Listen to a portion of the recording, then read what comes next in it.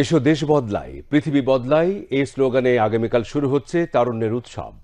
Media launching এর মাধ্যমে শুরু হচ্ছে এই আয়োজন। বিপিএল এর বিনোদনের মাঝে তরুণদের সামাজিক, অর্থনৈতিক ও পরিবেশগত বিষয়ে উদ্যোগী হিসেবে তৈরি করার চেষ্টা থাকবে এখানে। শূন্যবর্জ্য, সামাজিক ব্যবসা, স্থানীয় সংস্কৃতি ও ঐতিহ্য উদযাপন সহ নানান বিষয় আলোকিত করবে উৎসবকে। বিস্তারিত ইকবাল ফরহাদের রিপোর্টে।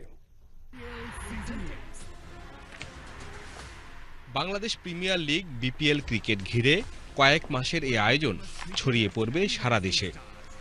ঢাকা, চট্টগ্রাম ও সিলেটে হবে ম্যাচ, তবে ফ্যান জোন হবে প্রতি জেলায়।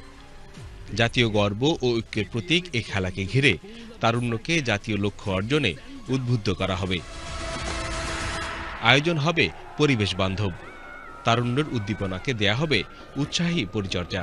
মুগ্ধ কর্নার থাকবে স্টেডিয়ামকে ঘিরে চারিদিকে, যেখানে ফ্রি পানি পান করতে পারবে মানুষেরা। আমরা যেসব কার্যক্রম করব তার মধ্যে দিয়ে কিন্তু বাংলাদেশকে হয়তো বিদেশের মানুষ তো বটেই, বাংলাদেশেও অনেকে হয়তো নতুন করে আবিষ্কার করবে, সম্ভাবনা তৈরি হবে। আমরা অনেক বড় ফান্ড রেজ করতে পারবো।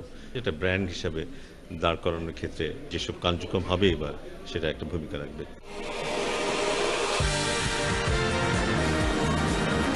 প্যারিস অলিম্পিকের আয়োজনে প্রফেসর মোহাম্মদ ইউনূসের সামাজিক ব্যবসার ধারণার বাস্তবায়ন প্রশংসা কুড়িয়েছে সারা বিশ্বে।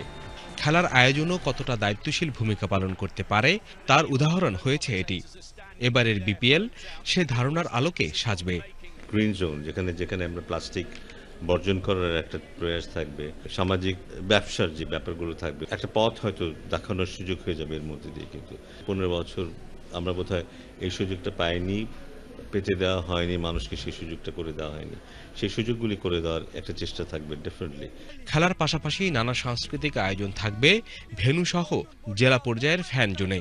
উপজেলা পর্যায়ে শিক্ষা প্রতিষ্ঠানগুলোর মাঝে ক্রিকেট সহ নানা খেলার টুর্নামেন্ট হবে। বিপিএল চলাকালীন বিভাগীয় শহর এবং জেলা শহরগুলোতে বিভিন্ন ধরনের ইয়ুথ ফেস্ট হবে। ইয়ুথদের প্রতি আশা রাখবো তারা এই ইয়ুথ ফেস্টগুলোতে অংশগ্রহণ করে বাংলাদেশকে নতুনভাবে রিপ্রেজেন্ট করবে।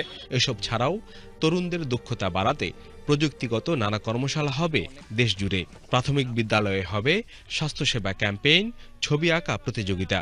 সার্বিকভাবে নতুন এক জাগরণের বাতাবরণ তৈরি হবে তারুণ্যের উৎসবে।